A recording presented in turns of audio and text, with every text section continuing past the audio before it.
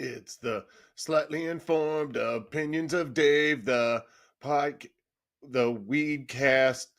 It's super low budget, and I don't have a band. I'll just make the instrument sounds with my mouth and my hand. There's going to be exciting guests and an outrageous co-host. You will find out that this show is the most. I'm gonna do my own thing. It's gonna be super cool. We're gonna have a good time. And if you don't like it, you can respectfully disagree. I'm just kidding. You can suck it. Hey, everybody. Welcome to the show. It's the Slightly Informed Opinions of Dave. I'm Dave. I'm guilty on all charges there. If you would like to get in touch with Dave, you can please subscribe to me on Mohai Tide. If that's where you're watching now, and you're not subscribed, please subscribe, like, and leave a comment. Speaking of leaving comments, you're most likely to get response to your comments if you're watching the show live. If you'll do that on YouTube, watching on YouTube, and your comments will flow through to StreamYard, which is what I'm using to stream to YouTube, Facebook, and Instagram. The Facebook feed is screwed up. I'll have to try and figure that out in a minute. I've got all my contact information up there on the screen. You can call me at 573-818-9985. You can get in touch with me at mohaitide@gmail.com, mohaitide at YouTube, or 420 High Tide on Insta. Our guest tonight is Aaron from Druid Apothecary. Drawing a blank there for a minute. He's our guy. He's going to be talking to us about THCA and how that works. So he should be an interesting guest. We'll get to that here shortly. In the meantime, I'm going to bring on my loyal sidekick, Master Yoda. Hey, Master Yoda. What's going on? How are you? Hey, what's going on, brother? How you doing? I'm doing very well. Oh, there we go. I was seeing this. Please subscribe. And I was like, what? Yeah, I had to change it for you, just for you, brother. So I got your contact information up there on the screen and your little logo. How's that? How are you liking that? That is sick. That is sick. Yeah, you like that? Yeah, I like that very much. Yeah. Yeah. Looks all professional like. If I could just get the Facebook stream thing figured out, we would have everything. Oh my gosh. I know. So I know it's on the screen, but would you like to walk people through it in case maybe there's some visually impaired people or people that don't like reading? Maybe reading pisses them off and they're like, I'm not reading shit. Just tell me where to go. Well, so you can find me on Instagram, Facebook, YouTube, and X at Master Yoda 207. Yeah, right on. So Master Yoda is an interesting character. He's been a loyal sidekick. He's been on every stinking episode. I was just, Has it been every one? I thought I missed one. But well, every Tuesday, every regularly scheduled episode. I had one that was on the weekend that I did because the guest just couldn't make it on a Tuesday. Oh, but right. You've been on every regularly scheduled episode, and I think you wanted to be on that one, but you had some other commitment. You just weren't able to make that. Yeah, one. I think. Yes, I do remember that. Yeah, that was a bummer. But yeah, there'll be other times. Sure, for sure. All right, okay. Now it's time to bring on Magnificent Messiah, my partner. He's a micro business guy with me. He's out in Missouri with Deer Owl Family Farms. Here he is now. What's up, Magnificent Messiah? Happy Tuesday, everybody. Love and light from the Deer Owl family. How's everybody doing tonight? Good. How are you? Great. Man, I'm magnificent, literally and figuratively. Yes, you are. A big smile. It's beautiful. Wow. Last week I was all about Master Yoda's chiseled jaw when he showed it off by shaving, and this week it's all about your big huge smile. Magnificent Messiah. Look at that big smile. Yeah. Look at that. I like a big smile. Yeah. Hell yeah. Feel good. So you want to tell people how they can get in touch with you, Magnificent Messiah, or have you gone off the radar again due to some activities that you may or may not allegedly be involved in? Well, let me tell you, people can reach me if they want to pick up the phone and call me. It's 844 Deer Owl, or on the screen, 844-333-7695. You can also reach us by email, contact us at dearowlfamilyfarms.com. Also on IG at Dear Owl Family Farms or TikTok, Dear Owl Farms. Any of those platforms, feel free to reach out anytime. So since you've been doing this, has anybody reached out to you and said, hey, I saw you on the Slightly Informed Opinion of Dave, and I really need your autograph, and we're really impressed with the work you're doing for the community? Has that happened to you yet? Yeah, absolutely. Absolutely. Absolutely happens all the time. Now, disclaimer, most of the time it's my family. Okay. All right. Well, I'll take it. And shit, so my kids be calling me. I heard it, Dad. I heard it. Send me that autograph, Daddy. So right. But right on. That totally counts. I'm becoming a local hood star around here. I have been recognized a couple times in public in Kansas City. So people are starting to know me. I don't know if that's a good thing or bad thing. Okay. I think it is time to bring on our guest, Erin. I'm not even going to say her last name because I'm afraid I'm going to say it wrong. But our wonderful guest who's here to talk about THCA and how that works and how that whole system works is working here in Missouri. Here from Druid Apothecary is my friend Erin with a mysterious last name. Erin, how you doing, buddy? How's it going? It's Scalia. I was gonna totally get it wrong. Scalia? Yeah. Okay. Right, all good. Thanks for having me on, guys. Welcome to the show. Yeah, thanks for having me on. You're not related to a judge by any chance? I get that a lot. I'm honestly not sure. Because that would be frigging awesome. Yeah, right. There is a Supreme Court judge with the same last name. But I'm not sure. I see there's some interesting stuff going on in the background behind our guest. What's going on back there? Yeah. Just decided to set up in front of some of the plants. So these are some of the ever. Yeah. These are some of the strains we've got going right now. I've actually got another row directly behind the camera as well. But so this side is some of the ones that we've had going for a while that have been kind of tried and true. So we've got the Gorilla Glue, and then we've got V9's cookies from another local guy, and then Newport, which is a strain I created.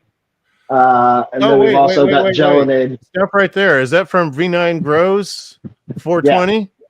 Yeah. That's my boy right there. We got to do a shout out for V9 Grows. Yeah. Shout out to V9. So, hell yeah. Yeah, we work. He's been a guest on the show.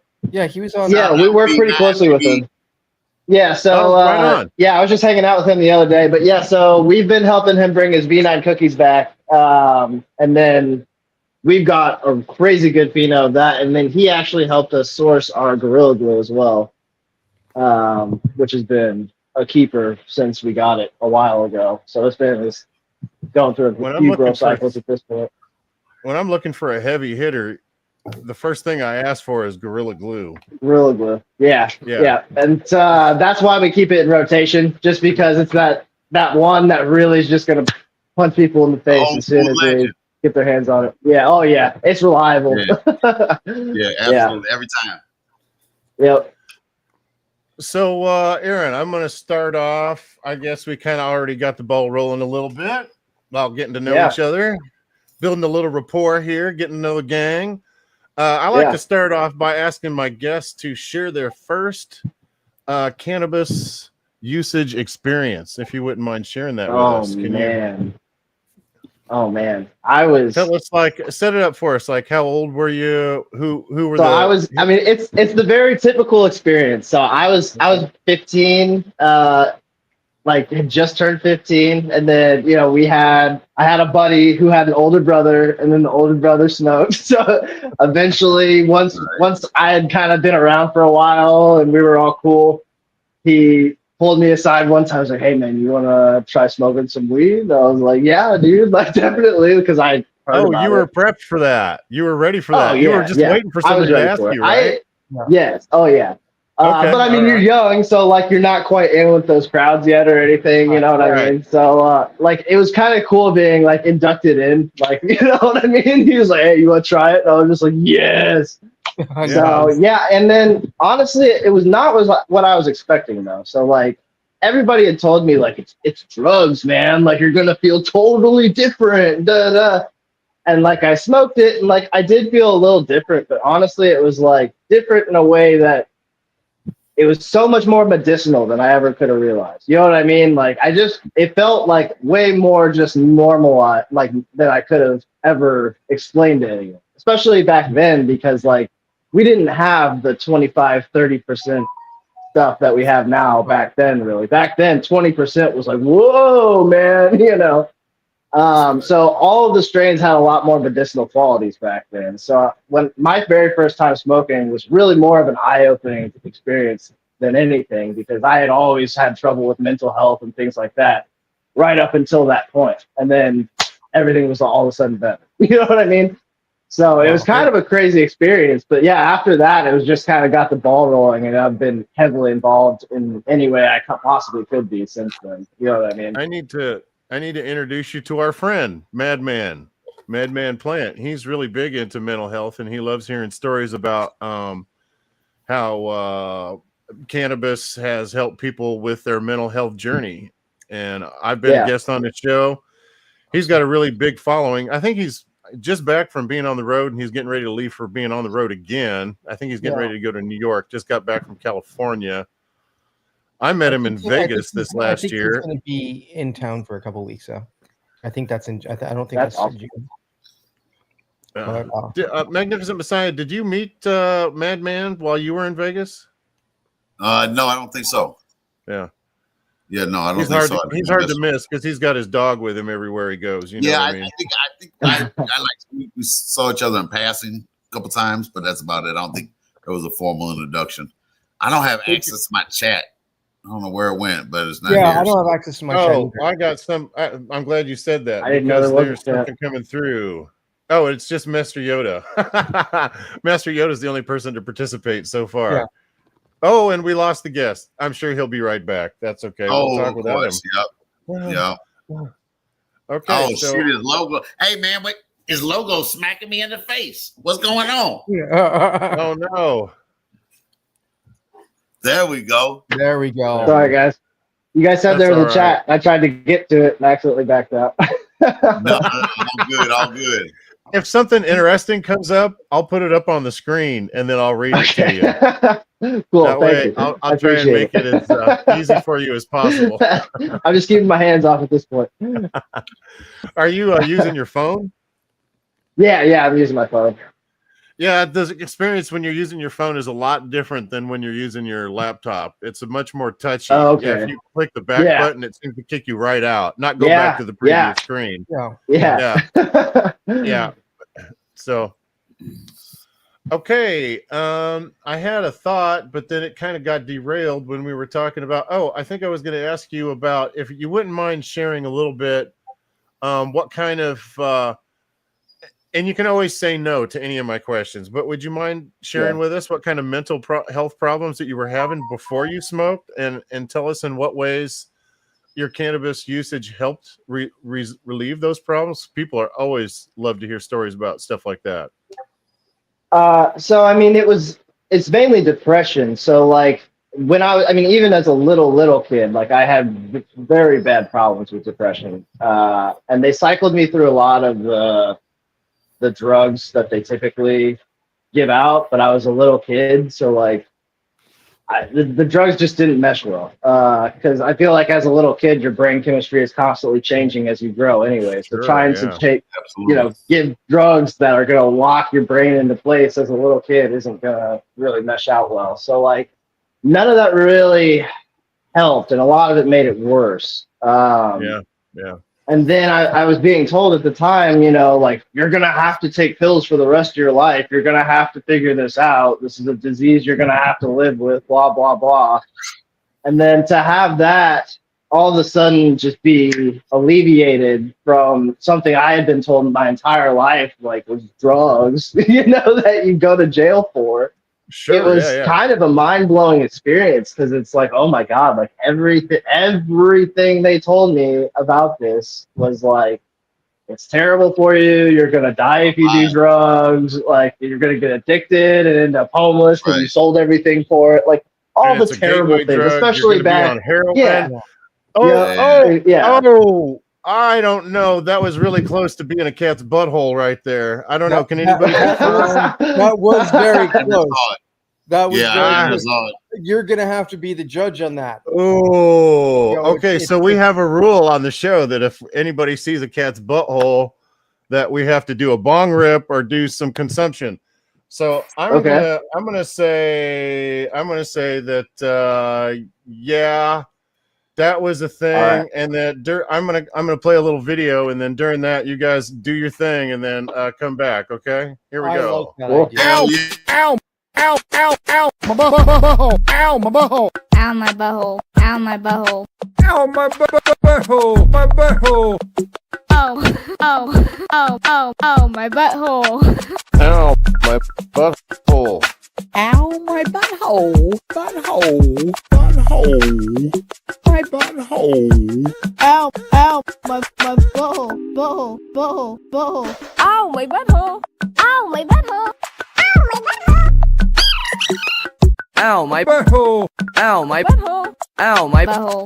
ow, my Butthole. ow, my butthole, ow, my butthole, ow, my butthole. Okay, all right. Everybody should be. It's really hard to take a big rip when you're listening to that because I know. Yeah, it's hard to take you. It's hard to take it seriously. Real. That was made at a Diddy party. The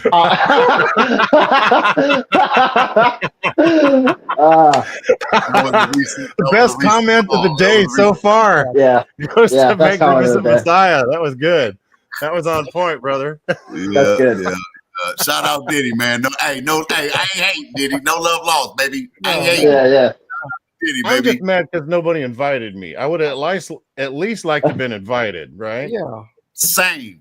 Diddy, same. Come on, man. I can't get on a VIP list. Come on, man. I'm mad because I didn't get invited. Hey, you know, a little baby oil never hurt anybody, right? I would even brought my own baby oil. I'm just saying. I'm just saying. Hell yeah. This is the conversation that's supposed to be in the second half of the show. What are we doing? We're doing this all out of order. I know. Sure. Tighten up, fellas. Tighten up. I know. Okay, we kind of got we got way off track with Cat's butthole there. Right. Yeah. All right, let's do this shit back in. We were talking about your mental health and that how it had helped you with depression, and that it was one of some. Can you were even talking about how some of the medications you were on even made it worse. Can you think of any specific thing that you did that when you were on a medication that you were taking that the symptoms were made worse by the medication you were on? I mean, the SSRIs mainly. Any of the SSRIs was just instantly more like of the symptoms that I was already experiencing. Oh, okay. So it just made everything worse. Yeah, like instantly. So yeah, and I think that had a lot to do with being a kid still, and like things still kind of trying to level out. But yeah, I mean, it was definitely as soon as I got my hands on cannabis, it was like night and day. And then I stopped taking all the pills and stopped, doing anything other than cannabis. Did your parents know that you stopped taking the pills? Or did they just think like, oh, wow, Aaron's doing so much better on the whatever. Yeah. You're like that is a great question. Down the toilet and, doing bong rips, before you start your day.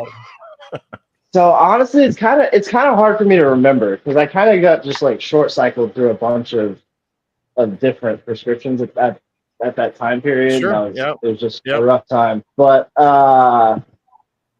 yeah, it definitely, like, I don't know as far as like when I stopped taking the pills, but I know I was definitely smoking cannabis for probably a solid 2 years before they knew I was, and all of a sudden they were like, oh, he's doing so much better, and and like they had no idea it was because I was smoking weed, Right. were you still taking your SRIs for those 2 years? No, you but stopped taking I'm them. pretty sure I didn't told tell your them. parents that you weren't taking them. I'm pretty sure I told them I'm just not taking pills anymore. Okay. All right. Okay. So, and then at that point, they thought I just wasn't taking any of the pills, but gotcha. Really, I was smoking weed. Right. I hate to ask about are your parents someone who would shun you for doing drugs or doing smoking weed? Are they those kind of strict kind of parents? Oh, it's kind of. I mean, so originally, yeah. And I think my phone's overheating. I'm actually going to bring this upstairs. Okay, quick. Right on, brother. Cool down. There we go. But yeah, so originally they were not on board at all. Okay. You know, it was you're a criminal and you deserve to go to jail, blah, blah, blah. Ouch. And then I did get caught with it and did, end up getting a bunch of probation for basically an ape. Okay. And then a bunch of weed charges after that in Olathe, Kansas. But yeah, so I ended up doing a lot. But yeah, originally they were not on board. And then as I kept going through the court system, like probably the second arrest, they started seeing how like corrupt the whole process was and how much weed actually helped me on a day-to-day basis. Right. And the night and day change from when I was on probation and couldn't smoke weed to when I was off probation and could smoke weed, and all of a sudden my life would start getting better and things like that. Right. So like they just saw the night and day differences over and over too many times to really discount it. And now they are 100% on board. Like my mom helps me with packaging. She helps me trim up everything every harvest. My dad just helped me fix my watering system and things like that. Like, wow. So now they're like super on board. Beautiful. Yeah. It's been crazy night and day. You contributed really cool. to normalizing cannabis. Yeah, I've really tried. You were like, cannabis is the devil's lettuce to, no, this is like legit medicine. So good on you. Yeah, I appreciate it. But yeah, I mean, it's been a crazy ride. I definitely got to see all the extremes, especially over in Olathe, Kansas. I mean, it's still crazy over there. Not as bad as when I was, coming up as a kid, but it's still like that's my neck of the woods, brother. Yeah, I'm living in Leavenworth, so I'm not too far from there. Oh, for real? Yeah. Okay. Yeah, Leavenworth is not fun either. Yeah. But yeah, it's definitely been a crazy ride to get to this point. But as soon as Missouri legalized in 2018, I ran over here, especially because at that point, Kansas had just passed through their state Supreme Court that if they smelled weed outside of your house, they could come into your house without a warrant. I was like, well, that just means they can come into my house whenever they want to, because my house always smells like weed. Like they'll smell it outside my door. Yeah, so as soon as that it passed around the same time frame, it was around 2018. But yeah, it was some case from Lawrence where the cops had basically come into some kid's house and said that they had smelled weed outside, which gave them probable cause. Right. And the college kid took it all the way to the state Supreme Court, and the state Supreme Court sided with the police, which set the precedent. Wow. So yeah, and Kansas is dangerous, man. It's a dangerous place to be. If you're from Kansas? Weed. So yeah. So I moved to Kansas. I moved to Olathe, Kansas when like the day before I started 7th grade. And then I lived there up until like 2018. Okay. So let me ask you. You said you had some charges for cannabis. Were they nonviolent charges? What kind of charges? What happened there? Yeah. So I've got 2 possession charges, and then another, which was my last charge, was a felony distribution charge where I sold. Basically, I had a friend come to me, say, "Oh, I'm just down bad, blah blah. Can you please sell me something?" Sure. So like, I sold him an ounce, and it turns out he was wired up. His car was, which he brought me back to his car to give it to him. His car was wired up with audio and video. And then there was a DEA van down the street taking big pictures of everything as well. over an ounce. An ounce of weed. So yeah, so they tried to put me away for 5. They sat on that charge for like 3 years, and then finally showed up to my parents' house with warrants. And then were trying to like find me for like a couple of weeks while I tried to figure out what the hell was going on. And then I turned myself in, and then I got a lawyer, and then I was on bond supervision for like a year, waiting to be sentenced. And then they were trying to put me away for 5 to 10 years for that. And then I ended up getting 2 weeks in jail and 3 years of probation. And this is after already having done years of probation for other weed charges. Was that all done in I Kansas? got off. Yeah, so I got off when I was like 27. And then yeah. No wonder you moved to Missouri. I'd be ready to move out of here too. Yeah. I'm ready to move myself. Just Master Yoda. It's terrible, man. Horrified. I am just an ounce of weed. And this kid was your boy? Like you knew him? Like he was your buddy? Or so the problem is they sat on the charges for 3 years. I know for a fact that I didn't sell to anybody that I hadn't hung out with for at least a year. So it had to have been like one of the homies. But like part of the plea agreement, part of the plea agreement was like I couldn't know who it was or any of that. So I could either fight it in court, which my lawyer was like, dude, you're gonna lose 100,000%. You're gonna lose. They have you like you sold weed to this dude. They have it 3 different like he was wired up, his car was wired up, and they had the DEA van present. Like you're not getting out of this. Yeah. So she was like, if you fight it, you're going to prison for a while. Or you can take this deal, which is a sweetheart deal, which is 3 years probation and 2 weeks in jail. I was like, oh my God. And I had already done so much probation for these guys. And like I said, like weed is not just some fun thing I do at the end of the day. It's like critically necessary for me to function. So like me signing up for 3 years of probation is literally another 3 years of just absolute hell, so it sucked a lot, but I got through it finally. And it's been kind of just a constant grind upwards since, and we're in a good spot now. So the reason I asked if they were violent felonies or if any weapons were involved is because if not, you qualify to apply for a micro business license. Really? Yeah, you do. Magnificent Messiah and I both have. I'm a dispensary. He's a wholesale license holder, so he's a grower. I'm a dispensary license holders, and that's one of the qualifying criteria is that you have a cannabis charge, a nonviolent, and also I think no alcohol can be related in it. Like you can't have gotten a DUI also at the same time. Yeah. And then you qualify to apply for a license. If you want to try to get in the next round, let us know. We'd be happy to mentor you through the process. We've already been through it. We'd be happy, no charge. We'd just be happy to mentor I would really you through appreciate it. Yeah, I would really appreciate it. That would be awesome.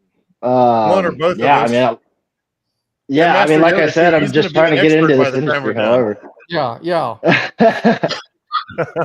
Master Yoda is not from Missouri. Master Yoda is all the way out from on the right coast. Yeah, I'm in Kansas. Oh yeah? Yeah. So, nice. So that's awesome. So we're legal, we're legal now, so we've got grow rights and whatnot, and we've got adult use as well as medical.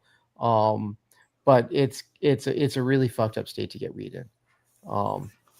Why is that? So there's 4 growers in the state, which were all medical. And then to my understanding, when the state went adult rec, they never approved anyone else to grow, or other than those 4 guys.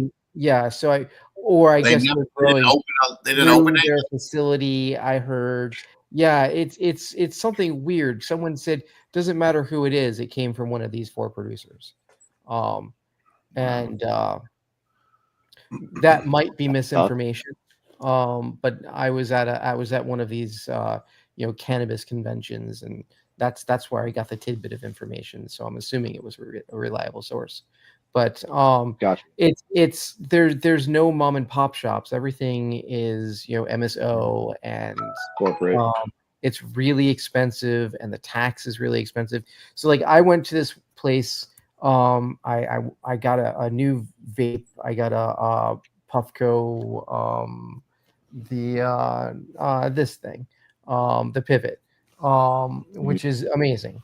And I was like, cool. And there's a dispensary right next door. I'm going to go there and get some hash. Well, you can't get hash at Adult Rec because they're not allowed to sell anything over 30%. So you can only get hash if you have a prescription. I do, but I don't know that I really want to be smoking their BHO. So, and it's expensive. So, I mean, if I'm in a pinch and I really want some hash, I'll get it, but it's expensive. It's like $45 a gram or something, or $60 a gram. It's not cheap, so, and then, but as medical, there's no tax. So that's the one incentive. But if you go to adult, whether you're medical or not, you're still paying tax. You're paying it's adult. Regardless, they don't recognize your prescription. So it was like $68 for this eighth. And I said to the guy, I said, "What I don't care about THC. I just want the terpiest weed that you have." And the guy was like, "Well, let me ask the manager." And the manager goes in the back. 10 minutes later, he's like, "You should take this." It was by this company, Bricks. And I was like, "Oh, okay." And then I asked the bud tender, "All right, so how much does this eighth?" And she said, $68. And I'm like, wow, that's really expensive for an eighth of weed. And I was like, is that before or after tax? And she said, oh, no, there's tax that's added. Yeah, they don't ever do after the tax price. They don't ever do that. Right. As a home grower, like it just like, it's I have to insane. be out of weed Yeah. to even consider paying that, and out of weed and out of homies, I can ask, for a spot, I mean, that's right. Yeah. I got tricked into buying a freaking pre-roll for $30 one time. I went into a dispensary and they're like, they had it. They were showing me their webpage where it was for sale, $30. And she said, "Oh, this is half off." So I thought I was getting it for 15, right? Right. Apparently the normal price for this pre-roll was $60. When I got to the register, so it was like a foot long and like an ounce. No, it was a 1 gram pre-roll. It was like a 1 gram pre-roll. It was like, what do they call it when there's like hash or something? Only 1 gram? Diamonds or hash. Yeah, it had something in it, but one of the hash bowls. Yeah, it wasn't anything super spectacular, and I can tell you it was awful. I got like 4 hits off of it, and then I couldn't smoke the rest of it. It got all gummed up, and it didn't even smoke. So it was $30 wasted. Yeah. Wow. And of course, they don't tell you, but when I got to the cash register after tax, it was closer to $40 I paid for that pre-roll. But I was like, this is going to be fucking amazing. I can't wait. Yeah. And it sucked. Yeah. I was so disappointed. Yeah. So you know what you're paying for. The difference between that $40 joint and the $15 joint is the $40 joint is from the clippings that they brush across the floor 3 or 4 times, not the virgin brush. Right. So Well, not at Druid Apothecary though, where they're doing everything right. Those guys are ethical and above the board at that location. I've heard rumors that those guys are super awesome. Right. We're definitely trying. Here I am sitting on dispensaries and okay. Yeah. Hey, let's talk about. Yeah, I was just about to say that's a great segue. Let's talk about that. Yeah. So let's go back to kind of talking about Druid Apothecary. We talked about you getting in trouble legally a little bit and then bailing to come to Missouri. And that kind of leads up to what the meat of this show is. We're going to start talking about the THCA that you're involved in. So, so you're escaping to Missouri. I'm sure that probably was like right before the COVID and right all after that. they legalized. So right before COVID. So it was like 2018. So this is a little bit before COVID hit. Right. Okay. All right. And then so it gave me like a little bit of time to get settled into Missouri before COVID really hit, which was very lucky for me because it allowed me to get my grow together. So I ended up maxing out 2 credit cards to just get 2 8x8s fully rigged out and going. And then I had them in opposite schedules. So I actually ended up picking up some patients during COVID and doing pretty well, keeping everybody, supplied and everything, so that all my friends and me were pretty well supplied during lockdown. And then after COVID,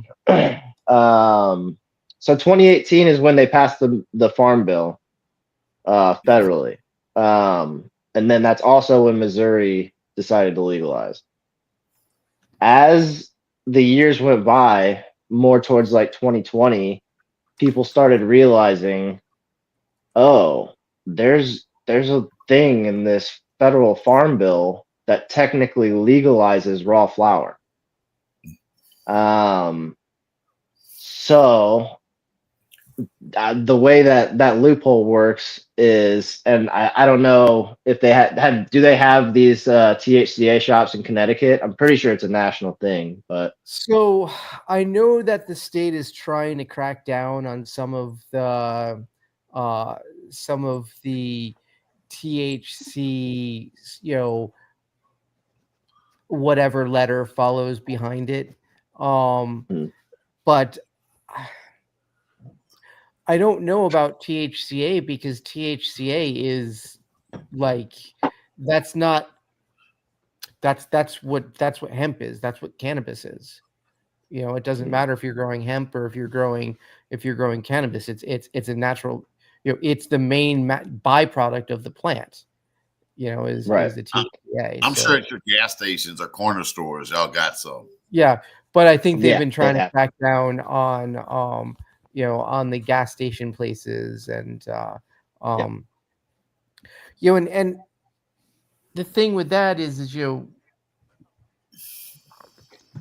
with the vape shops, excuse me, you don't know where they're getting it from. So some places were getting stuff and they would say it was from Connecticut, and I think the vape shops are better at that, but or like they're bringing it in from all over the place. Yeah, the gas stations, they're getting that shit from fucking China. They don't care. If it's on like the gas station off the highway that or off the rest stop, they don't care. They're never going to see you again.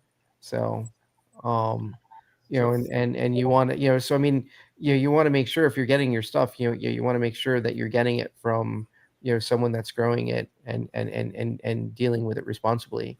We lost him. Aaron.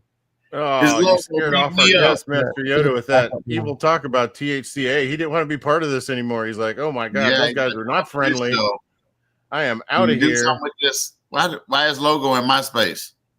What logo? What are you talking about, man? I don't know what you're talking about. There you go. Sorry, guys. That's all right, brother. But Aaron, definitely what you are doing, what your business is doing is, you are not, that, we're growing, plants, in toxic fields, trying to detoxify the ground and then selling that as, as product. You are responsibly, producing a product, and caring for it with the intention of it helping people. Yes. And not with the intention of just a money grab. Yeah.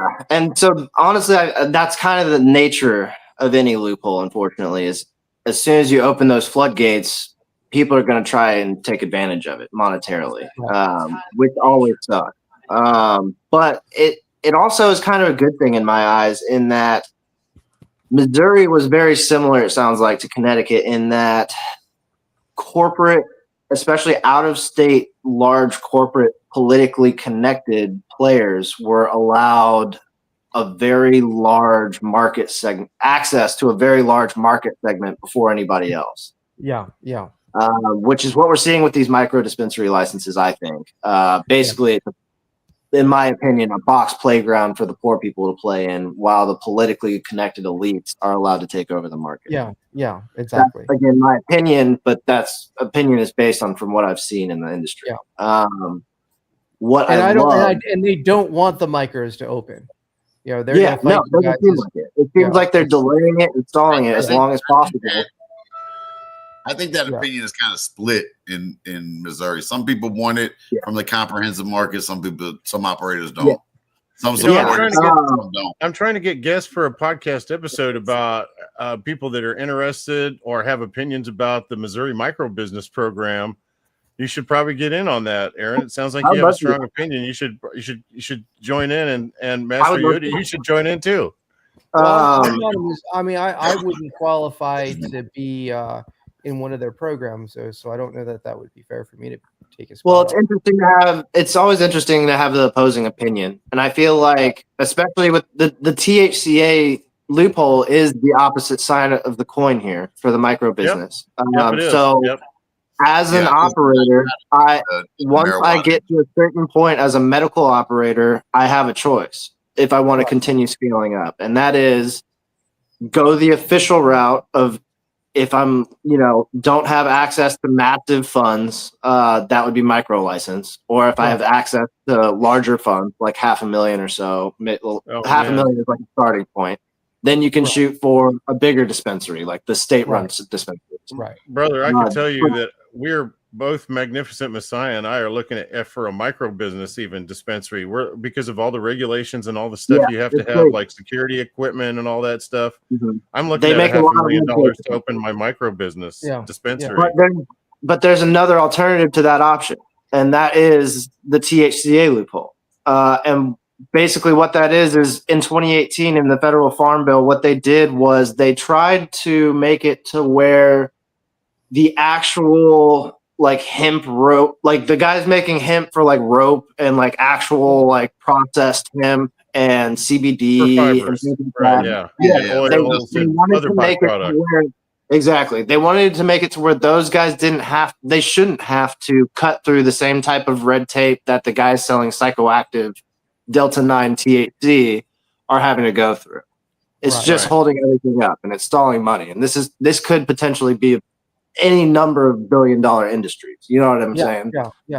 So they're trying to expedite that in 2018. So what they do is they pass the federal farm bill and they include a caveat in it. The cannabis section is like 1% of the total federal farm bill. It's a massive bill. But that caveat is basically, if it's not Delta 9 THC, as long as it has under 0.3% Delta 9 THC, then it's federally legal if it's a cannabis product. And that, in their eyes, they were like, okay, we're good. That's a nice blanket approach, and it makes it to where, the guys that are selling psychoactive weed with Delta 9 THC in it will have to go through the red tape, and everybody else is cool.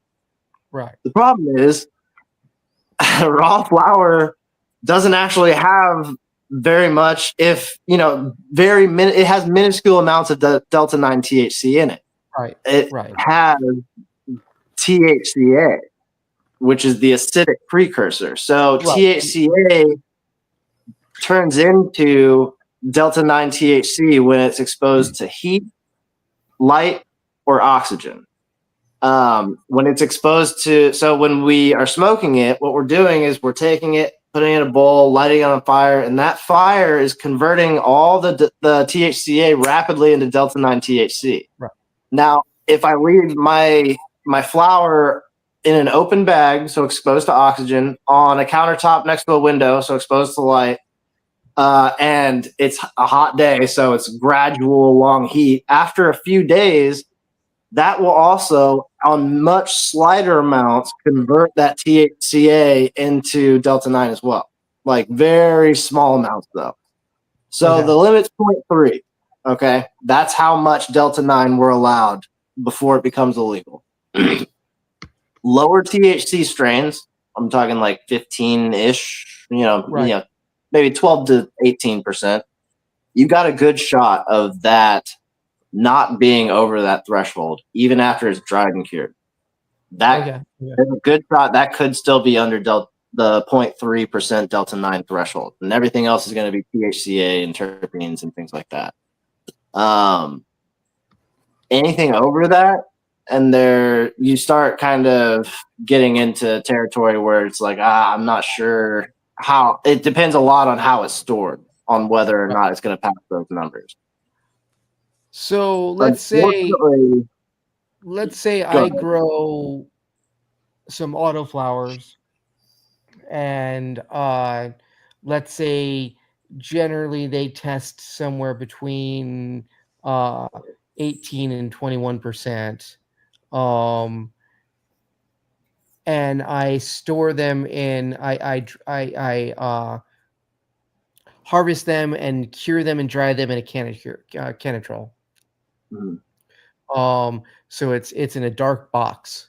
Shout out, Ken. Does that mean that there's a possibility that might test under the 0.3 limit? Because that's, to my knowledge, I was saying yes, that should, because it hasn't been exposed to heat.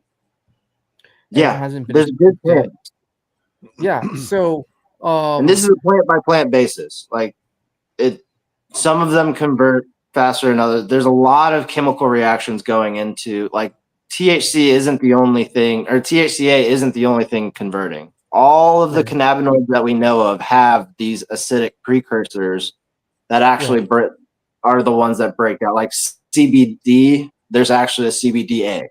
CBN, there's actually a CBNA. You know what I mean? There's always the acidic precursors before the actual cannabinoid. But yeah, there's a lot of these, and so all these interactions are, as one cannabinoid degrades, it causes other reactions to happen inside of the trichome head as well. So, like, there's a lot of reactions we're trying to account for here when we're talking about, is it going to test or not? You know what I mean? Now, in regards to testing, to my knowledge, there are two different types of testing standards, and one testing standard involves heat, and the other testing standard does not.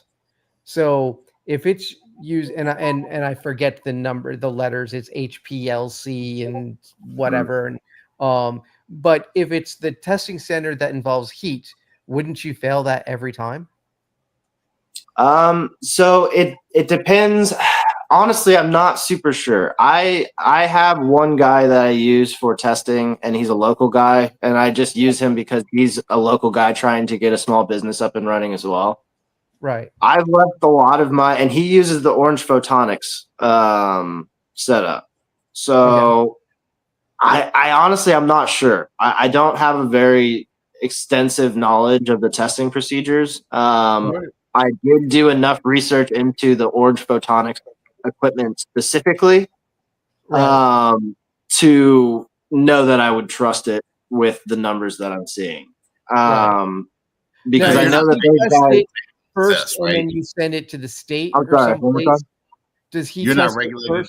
Well, stop. We can't all talk at the same time because nobody can be heard. Master Yoda, I'll let you get one more question, and then I'll give it to Magnificent Messiah. Okay. Does he test it, and then you send it to the state to get tested there to be sold, or he's the only test that you have to have done? So with the THCA thing, the way that works is I don't have to register anything with the state other than my LLC. In the eyes of the law, because of the way they worded it in the federal bill, I might as well just be selling pencils or something else. So I need to follow all of the actual business protocols. But as far as any red tape, I don't need to mess with that. I go out of my way to try and find any type of compliance that I could possibly do to go over the top to comply, because there's so many operators just blatantly taking advantage of this to the point where they're like selling mushrooms and stuff, like literally just not caring at all anymore. Out of storefront and stuff. So like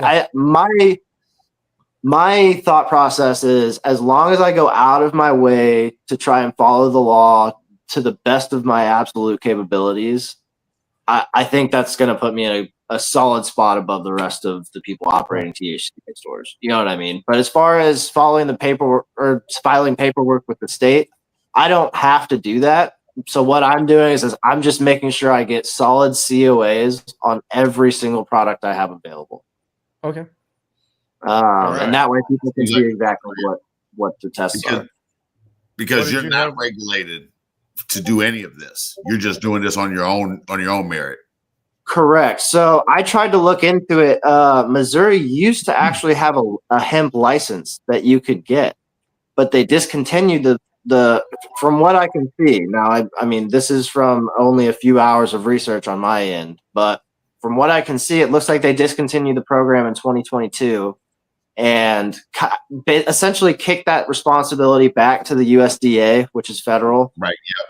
Yep. So they have a USDA now. yeah. So they have a link on the Missouri website that takes you to the USDA website. So I jumped to the USDA website and was kind of crawling through there, and it looks like they don't even require COA testing until December 2025. They're going to decide on it, which is another thing you're kind of seeing with this cannabis side of the farm bill is they're just dragging their feet on it, making any action on it, which is hilarious. But it's awesome. You don't have a USDA license either, right? You don't need that, right? No. From what I can see, there's no additional licensing needed as long as I have my COAs. And it's even gotten to the point where Square, the payment processor, I'm sure you're all familiar, they have a specific hemp side of licensing so you can work with them and have them as your payment processor as a hemp. I've heard this. Yep. And I literally just heard of this program. And so I've heard of this program, but I never really looked into it. Apparently, all you need to provide them to gain entry to the program is the COAs for the products you're selling. So I'm going to start looking into that as well for giving Square as our payment processor. I'm sure that they're probably like, oh, yeah, we also take 10%. Oh, I'm very sure. I'm very sure. Yeah, I'm very sure. Yeah. But my point there being, if there was some sort of state licensure that I needed, you would think Square would be the first one to ask for it. You know what I mean? And literally all they asked for was my COAs. So it's like, it seems like that's all I need. You know what I mean? So why would I go through this box playground of bullshit that they tried to build when I can literally operate as an actual business? And you see it all the time, people setting up actual storefronts in Missouri, and there will be 3 THCA shops for every 1 dispensary. You know what I mean? And it's funny because these state dispensaries showed up thinking they were going to corner the market, and all of a sudden people realized there's a THCA loophole that allows them to operate. And now you're seeing little guys like me have actual access to the market, and the big state operators are getting pissed. Oh, sorry. I'm the next one for you. I already had a bunch of questions, Master Yoda. It's my turn. I'm sorry. It's my turn. I'm going to have to cut you off. Yeah. So let's go. I want to back you up a little bit to the point where we were talking about testing. How does that work? So does a guy come to your place and take a big sample of your each strain that you have? How does it work? Walk me through the process. Big shout out to Devil's Lettuce Testing Labs. And we're looking for a guest to be on the show from a testing lab to talk to them about how that goes too. That might be a possible guest. Yeah, he's great. The guy's name is Adriel. He's the owner. He's really cool. So essentially what he did was he went and he saved up and got the money together to buy this Orange Photonics equipment, which is not cheap at all. And so he started a testing lab where he tests home growers and local people's stuff for them. And so, that's exactly what the process that you described is exactly what happens. He comes over, we hang out, we talk about, the grow and everything. And then I give him samples of every single strain. And then he takes samples. Interesting. Yeah. Yeah. And it's we're not talking much. It's like a half gram of each. I just want to say that that's a little bit different because I worked in a comprehensive facility. When they do testing at a comprehensive facility, you're allowed to, you bring the tester into the vault where all the product is, and the tester gets to decide what they take and from where and how much even. Like they can reach into this bag, that bag, that can be from the top of the plant, the bottom of the plant. It could be from anywhere. So that's a little bit just to highlight a difference between those two. So. That is definitely a difference. Sure. But I usually just choose one of the buds out of the middle, That's probably and then so right the day of harvest, I'll clip one of those buds and give it to him of whatever strain I'm wanting tested, and then he tests it, and we pray it passes for THCA. what does it? Well, if it doesn't pass, okay, I guess that's a follow-up question. If it doesn't pass, then do you have to destroy that flower? What happens then? If you So need somebody to honestly, destroy a bunch of flower, I know some volunteers from the yeah. Pretty much. community that. So That you honestly, I usually keep it as personal because I'm licensed to have a certain amount of Okay. personal. Okay. So any of the stuff that doesn't pass testing, that's mine. You know what I mean? Which Okay. typically that's All right. the really good because I'm medically licensed to have a certain amount from these grows, anyways. So yeah, And when you say that's it doesn't pass testing, what does that look like for a THCA heavy so plant? over the 0.3 threshold. So that means it has, and so typically that'll be like, oh dang, it's 0.9, or like the really, really like high THC. Like I had one strain that was like 32% THC overall, and that one ended up being like, it was like 1.2 Delta 9 on the plant before it was decarbed or lit on fire or decarbed or anything. You know what I mean? So like the higher the total THC, like including Delta 9 and THCA, the more chance you've got of that failing the testing. You know what I mean? Yep. Okay, so I think one final question I had was when I'm looking at some of this THCA stuff, you were talking about maybe 15 to 18% THC. Anything over than that, you're kind of running the risk of it being too much in the Delta 9 and it won't pass the test, right? The 0.3 threshold. So what happens when you see these plants with like 30, 40% THCA? Are they grown naturally that way, or is there some additive? Yeah. What's happening there? So a lot of times, honestly, a lot of the operators just aren't paying attention to the rules anymore, and they'll just like straight up botch the test numbers, like Photoshop the numbers. Oh, okay. I personally haven't seen a strain that was over 25 that passed on the THCA. It's hard to get, and like I guess it's possible with certain strains, but like as far as like across the board, all of them being over 30% and still passing on the under 0.3 threshold. Not every nug on the plant are the same. So if you can pick the nugs, why don't you just pick like whatever volume of popcorn nugs on the bottom? Yeah, you totally can do that, but that's also going to bomb your total THC numbers as well. You're trying to play like a happy medium game because you don't want it to be like 5% THCA or Delta 9. You know what I mean? Like you don't want your total THC to be like 5%. Because the total THC is still your combination of THCA and Delta 9. So, like, you still want to see something there, So, like, you kind of trying to find that happy medium. Okay. And you grow THCA heavy plants, though, too, right?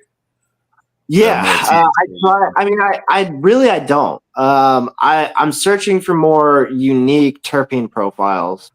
So we're searching. We decided early on we're looking for highest quality. We want to have a brand focused on we're going to give you the highest quality flower we can possibly give you. And so that inevitably begged the question: okay, what qualities are we looking for high quality flower? And we boiled it down to two qualities, and that is the smell and taste and the bag appeal. If you have those two things at 10 out of 10, I would say that's a high quality flower. You know what I mean? I don't think anyone else would argue with me on that. I would agree with that. So those are the two things we're really hunting for. And funny enough, like neither one of those things are particularly attached to high THC numbers. You know what I mean? Especially the smell and taste. It's actually the opposite. Exactly. Yeah. Right. So it's actually conducive to us to hunt those lower THC strains because it actually allows a higher likelihood of a crazy, wacky nose on it, which is what we've been finding. We've been right now in that room you saw. It's been a massive pain in the ass, but I've been hunting for the best and most unique strains on the market right now. So I've got 12 different strains out of 16 plants in that one room. And then in my other room, which is the same size, I've got 15 different strains out of 16 plants. So we're hunting for the best of the best and the most, like, when you put your nose in that bag, it's just like, what the hell? You know, like, I want every single thing in my lineup to be like that. And we found some ones like that. Oh, go ahead. Oh, no, that's it. We found some winners like that. Oh, I bet. Now, is that where you do your pheno hunting, or is that your main facility that we saw? So yeah, during COVID, I had a house similar in size to this. And that's where I maxed out 2 credit cards to get the 8x8s going. And then I ended up, I had a roommate and I couldn't afford the house by myself and they left. So I ended up having to leave. And then I had this entire grow just sitting. So I've got a friend in Lexington who's actually the other partner here. And he wasn't able to make it tonight, but I ended up bringing that entire grow over to his house in Lexington. And then we've scaled it up since then over the last like 3 years or so. And then, so he does a lot of pheno hunting out there. And then I got my house here about a year ago. And so that grow we were in, I just got that set up like maybe 8 months ago. So those are relatively new grows that are still getting dialed in equipment wise and things like that. I think we've covered all the stuff that I wanted to cover, and we're hitting about the halfway mark. We're hitting just about an hour. If Master Yoda or Magnificent Messiah have any last minute questions, you guys have anything for our guests before we turn it over? I have hours of questions because I am just fascinated. I love talking. Well, no, I'm hoping we can save it for the pants off. That's right. But, I'm with it. Yeah. Okay, all right. I guess bring out the goat. We're gonna do the pants optional portion of the show. So I'm gonna go ahead and turn off Facebook here. Oh, should we Aaron, how can people find you? We'll do contact information for the guest again before we do that. Yeah, no worries. So you want to tell people where they can find you, Aaron? Yeah, so we're relatively new. I'm still getting the socials all locked in. We are on Facebook, Druid Apothecary. We're also on Instagram under the same. And then I just got our website built, which is really exciting, which is druidcanna.com. That's CANNA. And then we actually are allowed to ship our products to different states as well, which we've got the website set up with. So you can order through the website and all of that. Yeah. So that's really exciting that we are able to do that. And then we've got all the COAs, an entire like question and answer section on there that explains all the like commonly asked questions and things like that. So excited to have that up and running finally. That's right. And what's the Instagram? Just Druid Apothecary? Yes, sir. Yeah. The Druid Apothecary. Awesome. Looking that up right now. Yeah. I'm about to follow. Yeah. Master Yoda, what you got, brother? So you can find me Master Yoda 207 on Instagram, X, Facebook, and YouTube. Boom. Magnificent Messiah, Deer Owl Family Farms on Instagram and Deer Owl Farms on TikTok. Or contact us at Deer Owl Family Farms. Yeah. Nobody's ever called me, so I'm not going to bother to provide my contact information more than once. I think people know how to get a hold of me. I think they're scared that I'm a reverse stalker. Like if anybody reaches out to me, they'll never be able to get rid of me, you know? Hey, buddy, how's it going? You talked to me yesterday. You said hi. How's it going today? I'm doing good. You? All right. So there goes the Facebook feed. Thanks, everybody on Facebook. The entire one person that commented on Facebook. It was Jen. Just Jen from she was one of our guests a few weeks ago with the Green Angels. Thanks for Jen. Oh, the Green Angels are awesome. I love them. Yeah, for awesome. sure. Right on. Yeah. They are such a great group. They are terrific bunch of advocates. Yeah, I try and make donations to them pretty regularly. How are you making those donations? Do what? Flour or trim? Yeah, well, that's what I meant. Yeah.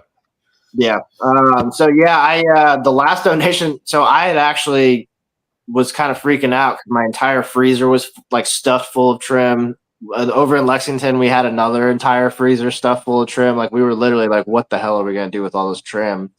And then I saw Green Angel's post, and this was probably a couple months ago, but I was just like, that's perfect. Oh my God. So we ended up donating like a trash bag full of gallon bags full of trim to them. And they made a bunch of FICO out of it, which is pretty fucking cool. So Are we in That's the awesome. pants optional section now?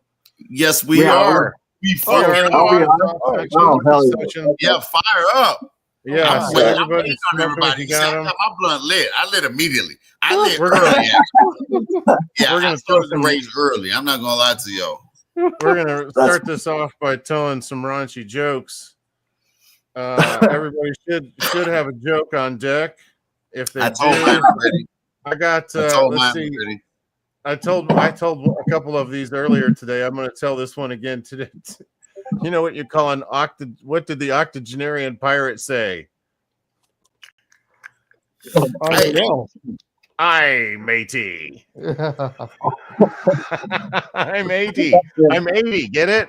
Yeah, I'm 80, the octogenarian pirate. I love describing the joke afterwards. It makes it seem really That's awkward. really good. Yeah. I'm 80. I'm 80. So stupid. Let's see. What was the other one? Let's see. Oh, shout out to my people because I know we got some people on her for Dear Isle. How many people watch today? What's our number? Two people watching. I know one of them's got to be for me. We're raking it in today. Yeah, we killing them today. If I can figure out how to turn my camera around, we can do a little tour of the strains I got. Yeah, I'm trying to figure out how to turn my camera around without backing out for the 18th time. Hang on.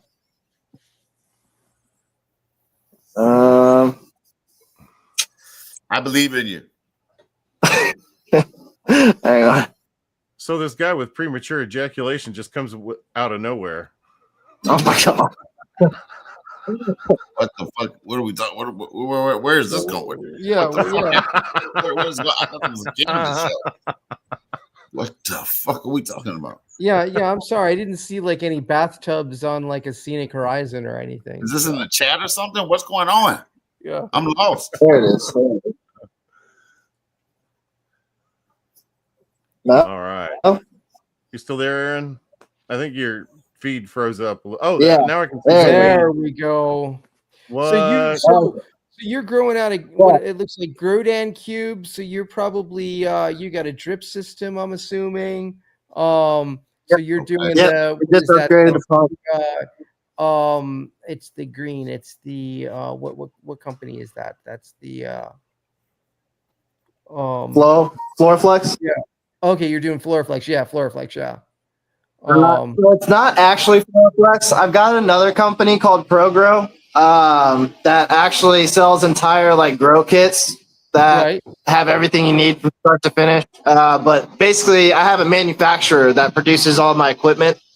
So they actually produce these caps and everything for me, as well as the grow lights I use. They're actually very specific setup that I had my manufacturer custom make for me, as far as like the diode array and everything. But yeah, I had them build a pretty sweet spectrum into these. Is that for specifically to try to keep the THC production down? Or no, it's more so I had them basically what I did was there's one diode that everyone uses that's pretty full spectrum. It's the Samsung LM301B, and then they came out with later series that was an H, so LM301H. That's gonna have the majority of the spectrum you need. And then if you look, you can see these red diodes as well.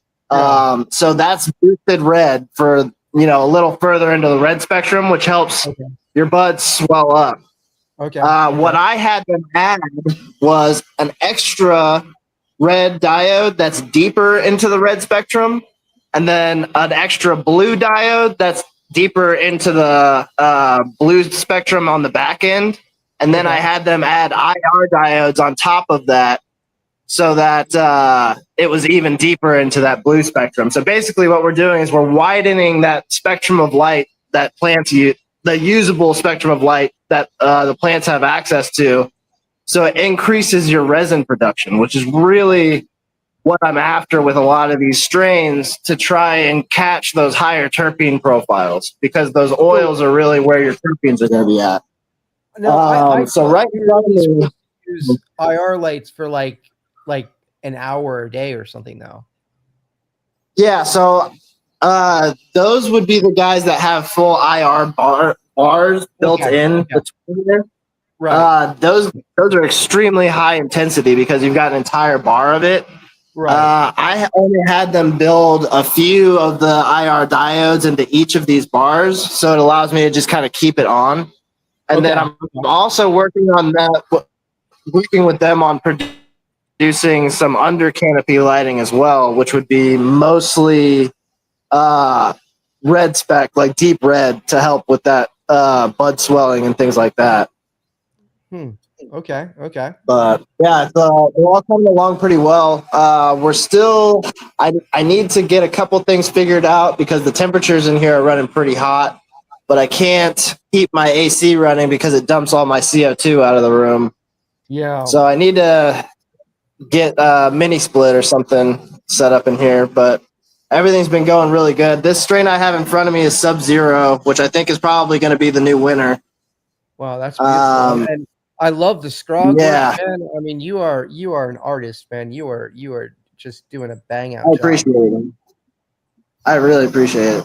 But yeah, we've got an OG Kush here. So that's the original cut of OG Kush. I just got my hands on it. I haven't even tried any of these strains. These are my first time running it. But this one's funny because the buds are huge. We just started week 5 yesterday. But it's so short, I had to put it on a brick to have it like put the canopy. This one is one people have been freaking out about. It's not much of a looker, and it doesn't seem to be handling the heat super well, but it smells exactly like blueberries or some kind of berry assortment out of the jar. People have been really freaking out about that one. But we've got some really good strains in this lineup. We've got this is Berry Junkie, behind it Frost Junkie. This is the Sub-Zero, and then we've got one called Vampire Slayer 2.0, which is some new strain that people seem to be raving about. I'm not a huge fan on how it grows. Already, the beautiful. OG Kush. Yeah, a lot of these I'm just not a fan of, like how they're growing in particular, just because I don't know. There's little things that annoy me in my setup in particular, like if they're too leggy and the internodal distancing is too big, it doesn't really yield well in my system specifically. Okay. Looks like my. Looks like you're in night. But yeah, we've got a ton of strains.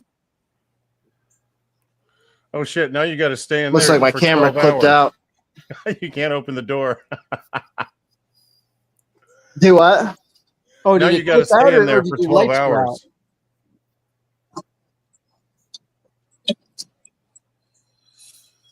Night. Yeah, working in there definitely sucks. So boosting with the CO2 allows me to run a little bit hotter of temperatures. Once you hit like a little over 800 ppm CO2, that kind of allows you to boost up to, the 90s, like around like 95. Right. But yeah, it still sucks to work in. I like playing with those high, low temperatures too. I like stressing plants. I like to see what a plant does. You gotta work it. Yeah.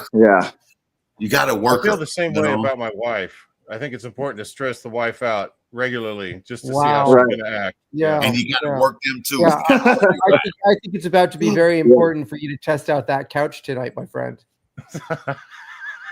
You keep talking like that. Don't manifest that form. Don't put that in the in-universe form. Yeah. Did you guys see this video? Check this out. You must be new around here because I know all the ladies. Yes, that's what you were supposed to play that when I said bring out the goat. Oh, I screwed up. Well, how Missed about this one? opportunity. You said, well, you just said bring out the goat. So here's another one. Oh, here comes Carl. He's gonna do it again. Oh, Carl, come on. That was so 1980s, man. Stop. I got another one, another rude goat video in the works. Man, it's hard to pack a lot of content into 7 seconds of video, though. It's a challenge. It is. It is. Yeah. It is. And what did you guys want to? Hey, Aaron, what's the Instagram? Is it Druid's Apothecary? The Druid's Apothecary? I see a few on here. Druid. Just Druid. No underscores. No apothecary, just Druid. Well, let me see. Because when I come up with Druid Apothecary, Adrian Whedon. Yeah, I think I was looking at that too, and I think that's what I saw. Yeah. I was like, oh no, Aaron ain't that big black man. Yeah, dude, definitely. Because I definitely want to follow you, and I would love to talk shop with you too. Because well, I'll be careful with that. Last time I said that to somebody, I got brought up on charges. Are you serious? Yeah, I missed that. I told somebody I'd like to follow him. Yeah. Oh. Yeah, but then, it was later the police caught me outside their window with my pants off. That was awkward. But, that was maybe the extenuating circumstances make it a whole different thing. I don't know. Yeah. That was probably it. Hey, Magnificent Messiah, when we went to Vegas, you remember we went to go get our tattoos, and then right next to the tattoo place, there was that huge store that was like the world's largest collection of erotic art. You remember that? Yeah. It was right next door to the place we got our tattoos. And I went in there because I was curious. I was like, what is the largest collection of erotic art look like? I went in there. It was that night. Is that a dog or a cat? Not that night, a different time. Well, that's okay. Man, you didn't tell me about it? Why didn't you tell me, man? I just saw your dog. I'm telling you right now. You're learning about it right now. Go with you, shit, what's man. the problem? I didn't realize I was required to inform you about every detail of my life. I wanted to go with you. It feels more like we're married right now than brothers. What the F is going on? It's like I've stepped into the Twilight Zone. I know, right? Yeah, Mountain Man. I got to turn my cam back on so you can see my tattoo. So, Aaron, do you make any concentrates or anything like that, or flour or? Yeah, so I have. I mean, not as a company. No, I do it personally for myself. I do have a pretty good experience with making bubble hash, and then we did buy a 10-ton nug smasher as well, which we've been trying to get dialed in. But as far as a company, the extracts get kind of tricky as far as the THCA stuff, which, I mean, honestly, if I was a less scrupulous owner, most of the other THCA shops especially the storefront, they're selling carts, they're selling extract, they don't care. Right. There are specific extracts I can get away with, but yeah, they would be mostly diamonds. Okay. Yeah. Tell us about how you ship it. What's packaging like? Is there any specifics around shipping? Yeah, so basically what I did was I made a little disclaimer that gets attached to every single package, and that's basically it's just the disclaimer and then a QR code, and then the COAs, and then a QR code, and then the first QR code takes you to a disclaimer, which is the first section is directed at all USPS workers, which is federal. And then it lists the specific statutes that make my package legal. Then the second part is directed at any federal workers or agents or anything like that might happen upon the package. And that also lists specific statutes and laws that make my package legal. And so that gets stapled to every single package going out, and each package is also heat sealed into a Mylar packaging. Are you required to do that? No, not at all. No, you and just that's do just that. me being over the top. Yeah, Yep, that's just okay. me being over the top. Sweet. But yeah, I'm also working on partnership with Grove Bags to get branded Grove Bags with that terp lock technology. And then then when I heat seal those, that should be pretty much a wrap on They any do. kind of I think they do custom branding. yeah, they do. Sweet. And then that's you just box them up and send them, right? I mean, it's nothing. Yeah, nothing special really. I mean, it's just a regular package like anything else, Wow. Yeah, absolutely, man. The dichotomy between this legal arena with all the red tape and this non-legal or legal. Here's the thing. That's the thing with this green legal over here and green legal over here with the THC. That's the dichotomy. What if like Aaron and Magnificent, could you guys like be micro businesses that could work together? And it's like, oh, if it's hot, it goes to Deer Farms. If it's not hot, it goes to Druid. Right. No, so in the Missouri micro business program, we're only allowed to do business with other micro businesses. Okay. You're locked into those micro business definitions. Yeah. Okay. And there'd be no reason to be a THCA micro business because why would you want to be regulated? Yeah, we're in the THC business. Okay. Yeah, that's the whole thing. Yeah. It's more hemp leaning with the THCA versus the THC side of the marijuana. Right, but it's just so stupid because it's the same fucking thing. Yeah, it is. Yep. It's really all about the definitions that they created. The government created this oxymoron, this loophole. The government created it. So I mean, it really has to, either get something about it or it's going to continue. But it's just weird. And the THCA, I mean, that's natural. I mean, it's not like I guess some companies were like getting some spray terps or like spray whatever. No, although they're doing that. Yeah, folks are doing that, but no.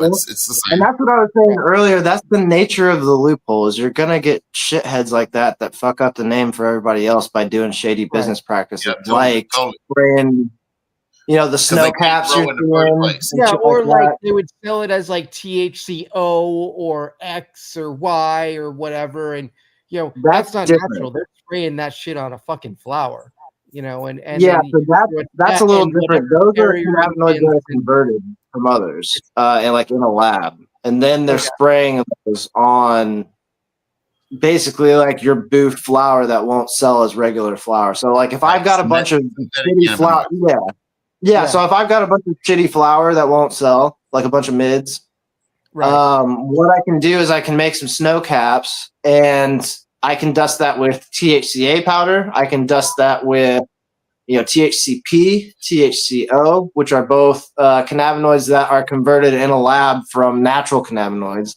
Right. I can spray it, or I can dust it down with a bunch of different, other cannabinoids to make it sell. And that's easy to do because there's no shortage of shitty operators buying up acres and acres and acres of land, which we saw this in Oklahoma. Right. And then growing acres and acres and acres and acres of boof. And then, oh shit, none of my boof is selling. I've got 100,000 pounds of fucking bullshit. What the hell do I do with it?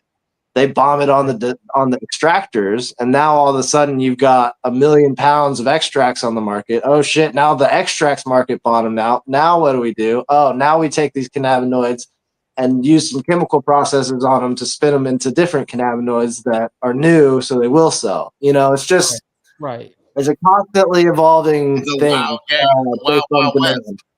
Yeah, for real. And a lot of times, I mean.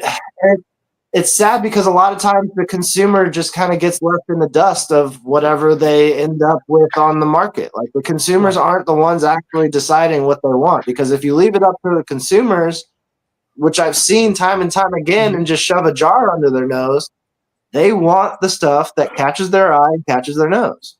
Yeah. Time and time again. And then if they buy strictly based off the numbers, what I've seen is these people will buy the highest THC stuff possible, smoke that for months on end, and then 6 months in, it's why do I have anxiety all of a sudden? Well, dude, you're blasting yourself with fucking either 30% flower or 90% extracts all day, every day for 6 months straight. Like that's gonna happen. You need these other cannabinoids and these other terpenes to kind of balance it out because they're literally there to help your brain be able to accept the THC better, as far as binding with your CB1s, THC is not particularly the most wonderful drug isolated. Correct. Yeah, it's meant to be interacted with by these other cannabinoids and terpenes and flavonoids and things like that, 100%. And if you're looking for any medicinal value, that is. Yeah. Which, I mean, THC does have medicinal value on its own, but I feel like it's very specific. Like if you're looking for pain or, something to help you sleep maybe, but even then CBN is a lot better for sleep than THC. Yeah, it's certainly the entourage effect when it comes to medicinal value that that takes precedent in the expression of the plant for sure. And I think you're kind of at an advantage too, because you're able to take the focus off the THC number and focus on the terpenes and the other cannabinoids.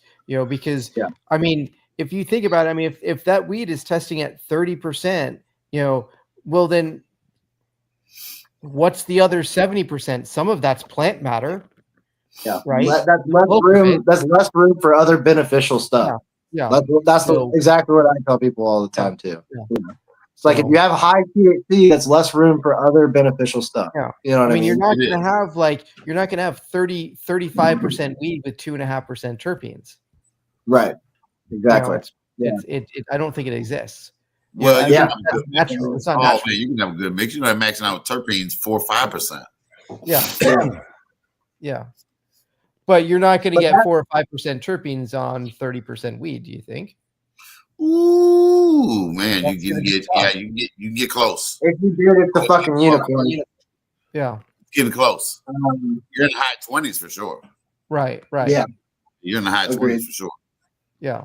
But yeah, that kind of ties back into I mean, dude, I still get people say, well, what's your best sativa or what's your most indica? And I mean, I don't know where you guys stand on this, but I always cringe when people ask me that because it's like, dude, that's the indica sativa thing. That's never going to tell you the actual medicinal effects of the plant. That was literally only designed to tell you how the plant physically is going to grow. Because when we came up with those classifications, it was like terminology that turned into marketing. Yeah, it's broadleaf or narrow leaf. It's that's it. I mean, you're not going to be able to tell how that plant's going to affect you. Yeah, and then I'll get people. Well, no, I mean, I can definitely tell indicas make me sleepy, and sativas make me up during the day. And it's like, okay, well, like that would mean there's only 2 effects that weed could possibly have on you, and we know that's not true. You know what I mean? So it's like it always just makes me cringe, especially because those classifications were made in the 1800s when we classified things based on how they looked. That's it. We didn't know anything about chemical makeup or genes or anything. Yeah. Or when you're harvesting, I mean, like, if you harvest, if you really want to sit on a sativa plant and wait an extra 2 weeks after, however long it took to flower, and get a whole bunch of CBN, you're going to have some pretty sleepy ass sativa weed. Yeah. You're exactly right. You're exactly right. I tell people that too. Yeah. An indica and you're harvesting it at day 50 because it's just starting to show cloudy, it's probably gonna be some racy weed. I've told people that too. It's like, dude, I will take the most uppity green crack you've ever seen in your entire life, and just based on the harvest time, I will make it knock you on your ass and not be able to get off the couch as soon as you hit it. You know what I mean? So like if I can do that, then like what does that really say for the indica sativa argument? But I still, to this day, get people angry with me when I tell them that the indica sativa thing doesn't matter, and they're like, "Well, I've been in the industry, I know," and da da. It's like, Well, they're the it's same. about They're the same it's about dinosaurs chemical that making. are arguing about We're taking old school. iron Some old dogs potent. can't understand new tricks. You know what I'm saying? Yeah. Yeah. Some people are Which I mean, there, you know what I mean? yeah, I mean, I've been doing this a while too. I get it. Like you get in your ways, and if it works, don't try and fix it. I get that people get in their own ways and things like that. But at the same time, you've got to be able to change your mind when new information is presented. You know what I mean? Like you're never going to be able to progress in anything in life if that's not the case. So it's just I don't know. It always bums me out when I try and explain it to people and they get upset and offended when it's like, dude, I'm just trying to like help you out so you can pick out what helps you better, you know, like, Right, but right. yeah, sure, I got some indicas, man, you know, like, so I don't know. I don't push it if they get offended on it. I just tell them what indicas and sativas I have. There's not much education. Yeah, and that's the unfortunate part is like there isn't much education in as far as what's going on, and we're still learning so much every day. The education that's out there is, buy. It's how you buy the product, and it's bought by THC. And in a lot of states, some states, that's even how it's taxed. Well, I'd like to say Deer Owl Family Farms and High and Tight dispensaries are going to change the consumer experience. We're here to elevate the experience. So we're totally, I'm telling you, the best is yet to come. Yeah. Because we're really going to show the consumer something different, what we got to offer. Yeah. Yeah. I mean, it's not all about, THC numbers. Along those lines, I would like to say that I'm sure that Aaron has really great products. Everybody probably should sample his products. Although we could not speak to the efficacy of his products because we had not received any samples before the show, so we're not able to report firsthand information. Wow. Hold on, we're going to talk about that a little bit. Aaron, talk about missed opportunities. Because we could have been raving about your product. I know. We could have been raving about it. I like to talk about weed. God, I will definitely get on sending you guys some samples out for sure. This is his way to have a second appearance as a guest on the podcast. Yeah.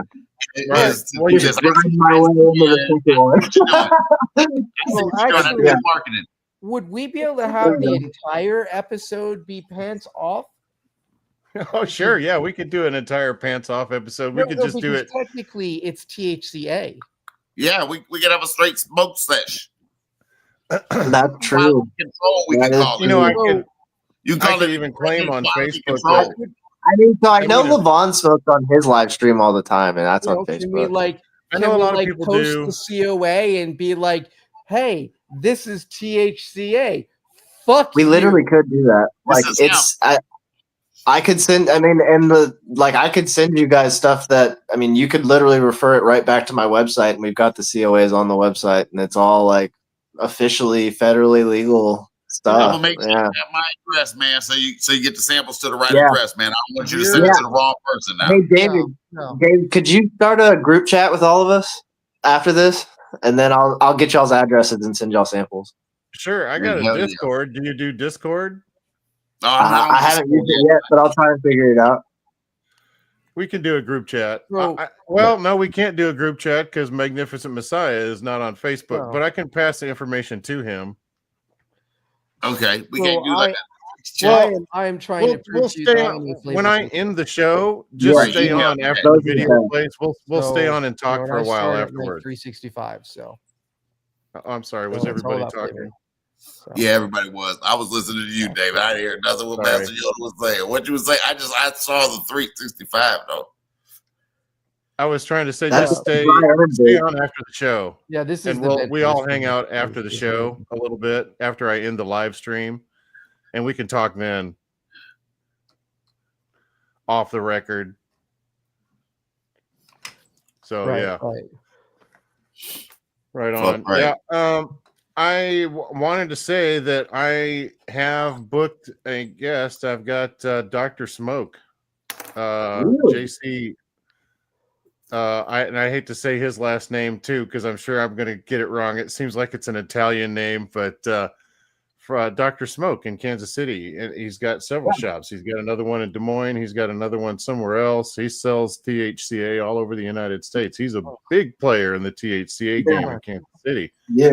And he has a fucking amazing story to tell about his legacy days, about driving around with hundreds of pounds of marijuana to get medicine to people, and waking up one morning to a drug deal gone wrong when he got shot in the fucking face and almost died. Wow. And he's going to be on the show to talk about all that. I can't wait for him to come on. He's going to be sounds like an exciting fucking show. Yeah. That's awesome. Yeah, I've heard good things. Yeah, and he's a really nice guy. I've been to. He's got a nightclub and a restaurant right next to his THCA Dr. Smoke place in Kansas City now, called the Warehouse, and I've been there a couple times. It's real nice. Nice. He's a very nice guy. He's a great guy to talk to. Real friendly. He's got an amazing pit bull dog named Molly. If you like dogs. Yeah. So, we probably should be asking this question, but what is everybody smoking on tonight? I'm Black Runts. Black Runts, nice. And you bred that yourself, or you grew that yourself? No, this was this was a sample given to me, and I cannot. I don't know who. Okay, I don't know who. I had to shout it out at a later time. All right, Aaron, what are you smoking on tonight? So I've got some Violet Fog that I grew. Nice. I actually hated growing this plant so much that we discontinued it almost immediately because it's short like the OG Kush, which I already don't like, but if it's a good enough plant, I'll keep it around like the OG Kush. Right. But it grew straight up. Each branch grew straight up right next to each other, so no room in the canopy. And then you saw my trellis net, so I tried to hook them and like spread it out. Right. It literally snapped everything back in and kept everything so tight still that it literally bent all my net strings back in and created like a black hole of empty space around this plant where like none of the other plants could really do anything. It was terrible. Wow.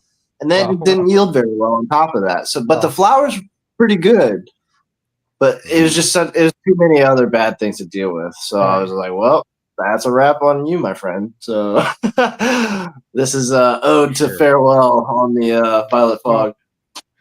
Well, that's another thing we should probably mention too. We were talking about other things.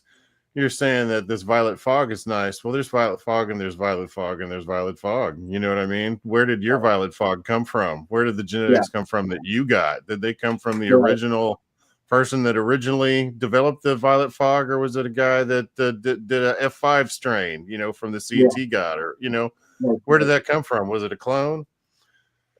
So you could have this Violet Fog like a clone and grow it in two different environments and have almost a different effect when you smoke it at the end, so totally. And I've seen that just in my own grow, like the V9 cookies was a good strain, but as soon and it's been the same clone the whole time. As soon as I put that thing under CO2 and introduced it, and it hit the higher heat levels, it loves it. The buds started exploding. Like we just hit week 5, and the resin is just packing on. Like I've never seen it act like this. So yeah, I mean, different environment can produce vastly different results, even on the same exact clone. Like it's kind of blowing my mind on the differences you can see.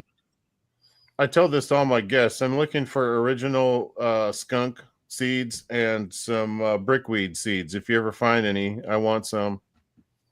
Levon just had some UK cheese crossed with, I want to say it was Afghani, which would be pretty close to a skunk. But yeah, it's and that's the thing is like the skunks, the cheeses, all those really awesome heady terps that just gave you the giggles for hours, like the stuff we nostalgically think about from back in the day.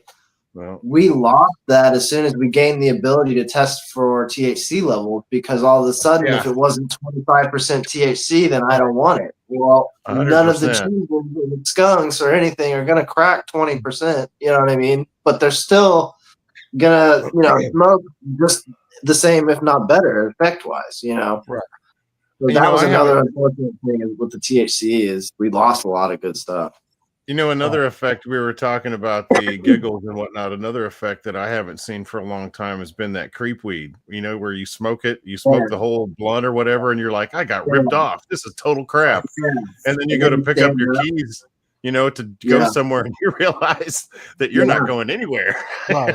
And I feel like that was a lot of like the OG line, like the OG Kush line, which is why I went and tried to. It took me a while, but I finally found the source for that. They call it Pure Kush, but it's like the original OG Kush. So I'm really excited about that. Of course, sativa. Yeah, it's a little short. Yeah, it's a little short, like this tall for the whole fucking plant. You know what I mean?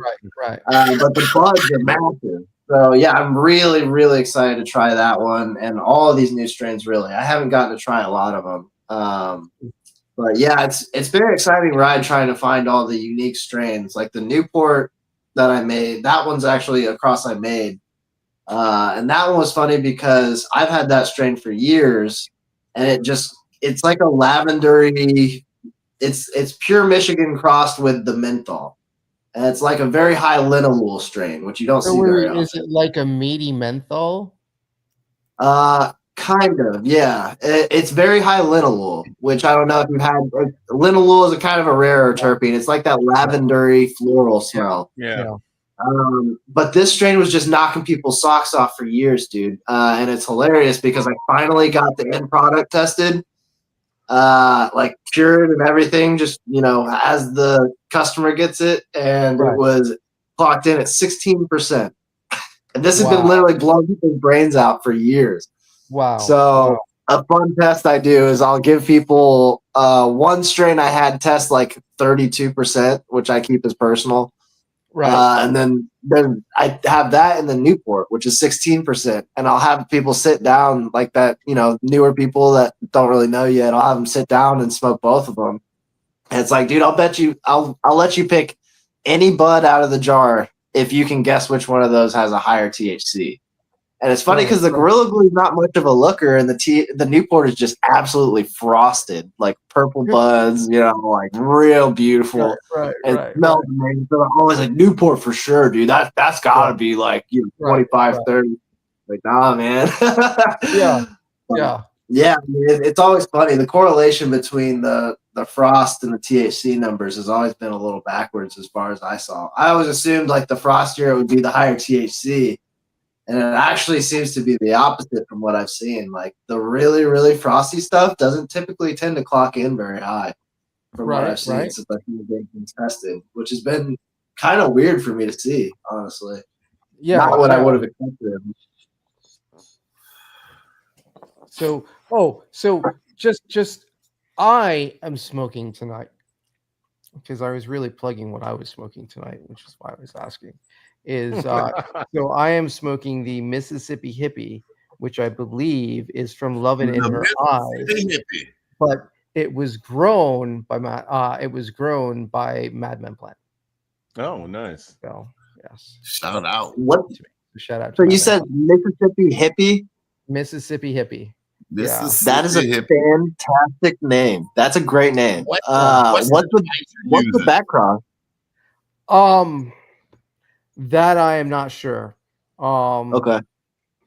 So that I can't help you with, but that's a cool name. Breeder. It's a husband-wife crew, and they have fire genetics. So that's cool. Yeah. Talk about the device you use. According. Oh yeah. What's the device? Tell me about the device. Oh, so this is a venti. Okay. So this is made by Stores and Bickle. Okay. The same company that makes the Volcano, which is that vaporized balloons. The venti. And imagine a Volcano as a handheld device. Really? And that's pretty much what this is. So it's really easy to use. There's pretty much no learning curve. You just press a button and it turns on. And when you're done, you press a button and it turns off. You They're can nice adjust looking the out setting right if now. you want, but you don't need to. You can adjust the airflow, but this has got like no draw resistance. I mean, it is just the most amazing vape I've ever used. Yeah. So if you want a really high quality battery powered vape, the Venti is definitely the way to go. Okay. They're not cheap, but they are worth it. You got to stop plugging products on my show unless you're getting something out of Now, it, man. Stores and Bickle, if you want to Those become a are- sponsor you of the better, show, holla at we us. would be thrilled, and I would love to get a Volcano.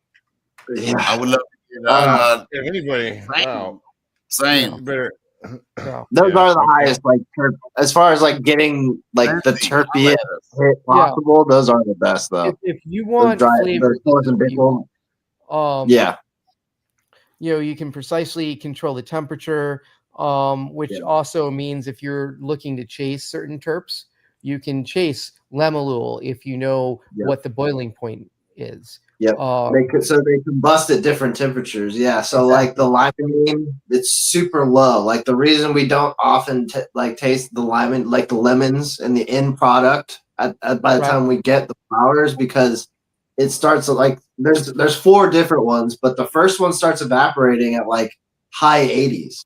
You know what I mean? So like it's very hard to keep limonene in your end product unless you have very specific growing and packaging conditions. Right. Which is meaning cold, you know. But yeah, so like it's things like that though will let you grade your which extraction, like fractional distillation works the same way. But yeah, if you set your combustion temperatures at the lowest starting point and then work your way up, you'll vaporize different sets of terpenes and flavonoids and cannabinoids and things like that. It's pretty cool. You can literally like stage it out. And if you just want to get, you know, blazed, you know, you can set it to the highest temperature, you know, which is fine, but like it doesn't taste as good. I think if you set it at a really low temperature, like the flavor is just the best. The higher the temperature, the less the flavor. But even at a high temperature, I mean, it's night and day between that and smoking and combusting. Yeah, 100%. Yeah, I had the Storage and Bickle Mighty handheld vaporizer. I think it was the version before the one you have. Yeah, the Mighty is a great really product. This has a little better airflow, or a lot better airflow. And this sticks in a pocket better. Nice. Yeah, the Mighty is a little inconvenient. So, but it's definitely pocketable. So. Yeah, the handheld vaporizers are really the way to go as far as medicinal consumption, though. 100%. And if you get the dosing capsules, you know, if you want to use it for like an on the go device, just pre-pack some dosing capsules, and you can just, you know, go all day, and it's not going to get messy. It's super easy to clean up.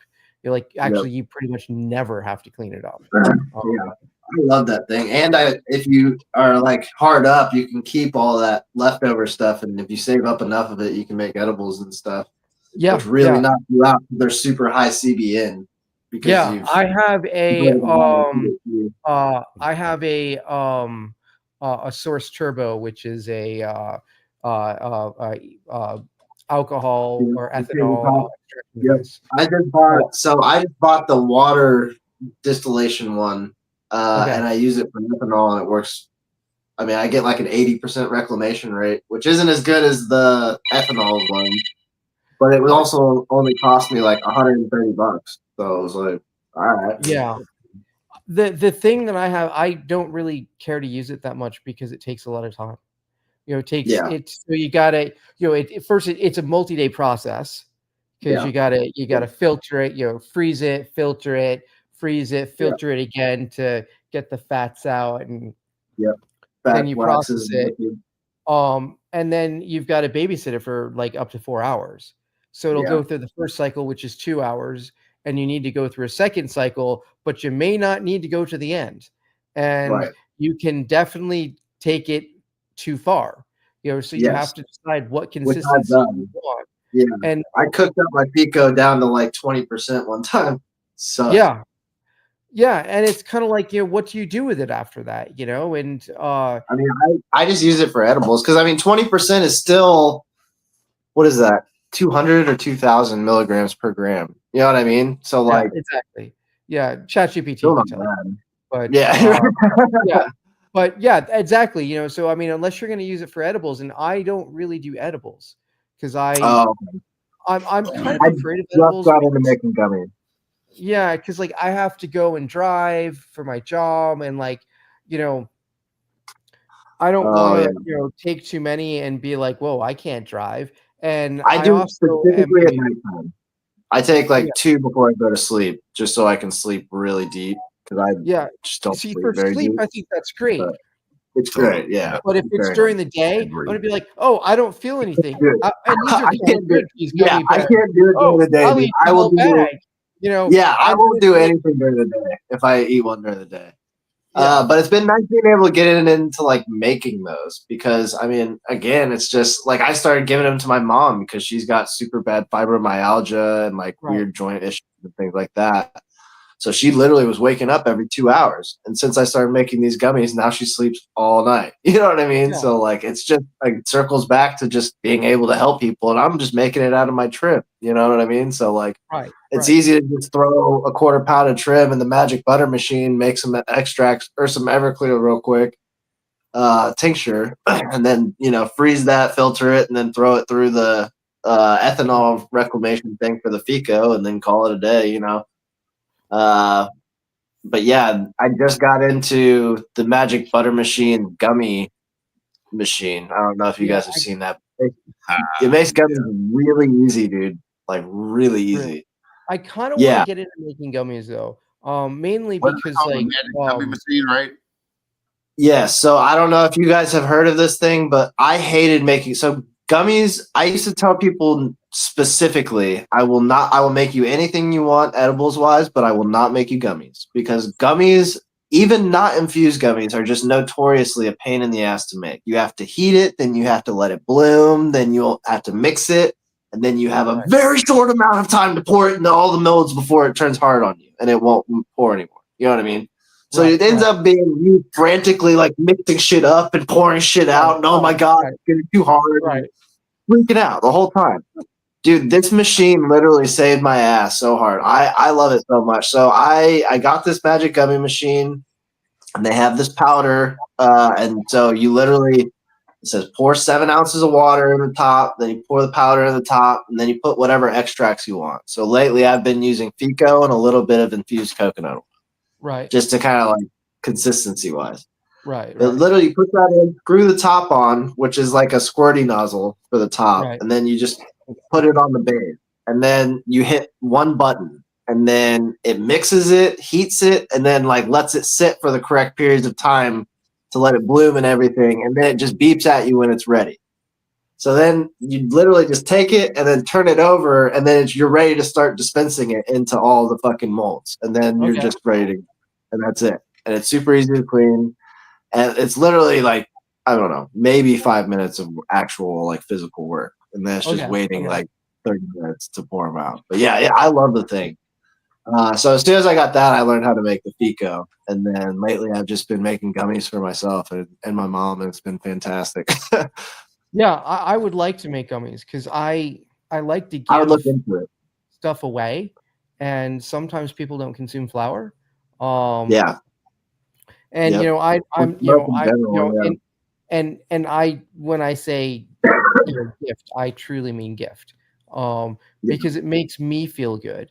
My goal, one of my goals is, I never want to be a drug dealer, but I do want to have such a high quality end product that if I gift you my cannabis, you will feel lucky, and you will tell your friends, I got weed from Master Yoda. I'm trying to be the biggest organic drug dealer in the world. Yeah. I'm just throwing it out there. Dear Al Family Farms, look out for us. This is yet to come. Yeah. Because I'm just a home grower, right? So, but I want that, like, I want that clout. You want that quality. Yeah, absolutely. Or like I want a grow facility to be like, yeah, we want to hire you to like be our master grower or something like that. Right. But I mean, there's a big difference between growing 4 plants and growing 4,000, right? Yes, or sir. 400 or something. Guys, it's getting close to that time where we're going to have to wrap it up. So think about final thoughts here. If anybody has any last minute questions or anything. Yeah, this was a very interesting episode, Aaron. Fantastic. This dichotomy is there because we're in the industry. So, and hell, we're going to be on both sides of it. So, right. This was a very interesting show, man. Yeah, it was great meeting all you guys. It was really fun talking with you. Yeah, totally. Did it feel like a little more than 30 minutes? Yeah, yeah, it did. Honestly, I just started doing these like shows and stuff like that. So I mean, I haven't even really done live streams for my own Facebook yet. Like, I'm just not typically the in front of the camera guy. But it's fun talking with you guys. Yeah, you've done really well. I had a great time with you tonight. So yeah, you did really well, Aaron. You were easy to talk to. You had a lot of information and insight that was very entertaining for the audience and for me and for us as well, I'm sure. Yeah, so you're a great guest. Thanks for being on the show, brother. Yeah, I really appreciate you guys having me on. It was really fun. I can't wait to get you guys numbers and start talking more. Well, just hang out. We're gonna, after I end this stream, just hang out. My outro video will play, and then we'll talk a little bit about that. Did you want to provide your contact information one last time for the entire one audience member that's watching? Yeah, you can reach us at Druid Apothecary or at our website www.druidcanna.com. Right on. Master Yoda, you got anything, brother? No, nothing major going on. Although I did flip into flower. Yay. Oh wow, cool. Right on. Yeah. Yay. Congratulations. This is my first photo run, so this is I was just going to mention that's a big thing for Master Yoda because he's using an autoflower guy. That's really exciting. Yeah. Hell yeah, dude. Yeah, that is exciting. Yeah. So did you want to tell everybody they can find you Master Yoda 207 on Instagram, X, Facebook, and YouTube? Yes, you can find me on all those places. Thank you, David. You're awesome. You're so lucky you got the Master Yoda 207. I tried to get Mo High Tide on everything, but it didn't work out for me. Well, I noticed how there's a 207. Yeah. Right. I couldn't get Master Yoda, Right. Well, I was already like halfway through my accounts with the Mo High Tide, and I was like, shit, I don't want to start over, so I just went with it. But isn't that because that's like a hardcore like Marine thing or something or military? I don't want to get Mo High Tide. High and tight is a haircut, but not Mo High Tide. Okay. That's a pretty unique thing. In fact, I use that as a hashtag, and nobody else is doing Mo High Tide, just me. Okay. So if you want me to see anything you're posting on the internet, put a Mo High Tide on it, and I'll see it. Fair enough. So how do people get in touch with you, Mr. Magnificent Messiah? If they want to pick up a telephone or flip open their mobile phone and give me a call, 844-DEAR-OWL. 844-DEAR-OWL. Y'all have to look at that number pad. Or they can email me at contact us at Dear Owl Family Farms. They can find me on IG at Dear Owl Family Farms or TikTok Dear Owl Farms. Y'all come check me out. We got a little grow project on that I've been posting, I think, somewhat on TikTok. Y'all come follow and check me out. I think before I end the show, I'm going to play that music video one more time. I put a lot of work into that, and I think people should really be aware of all the hard work and efforts that I'm putting in on behalf of the entertainment industry. I'm not really getting the traction I deserve, so I'm just going to make everybody listen and watch this little gem one more time. Gonna force people. Force it on. Ow, my butthole. Ow, my butthole. Ow, my butthole. Ow, my butthole. Ow, my butthole. My butthole. Oh, my butthole. Ow, my butthole. Ow, my butthole. Butthole. My butthole. Ow, my butthole. Ow, my butthole. Ow, my butthole. Ow, my butthole. Ow, my butthole. Ow, my Butthole. Ow, my Butthole. Ow, my Butthole. Ow, my butthole. Ow, my butthole. Ow, my butthole. No. It's amazing because even the image is almost looks like the image of a colonoscopy. It kind of does, doesn't it? Yeah. Yeah. So So if you ever have youngins out there don't understand. if you have a really weird uncle that comes up to you at like a Thanksgiving party and says, "Here, say ow my butthole" into my phone while I'm recording, you say it, you might think twice about that. Yeah. All right, guys. Thanks everybody for joining in. I'm going to call it. Stay tuned, and we'll talk to you next Tuesday. Everybody, thanks so much for being here. Love and light, all love and light. Many blessings.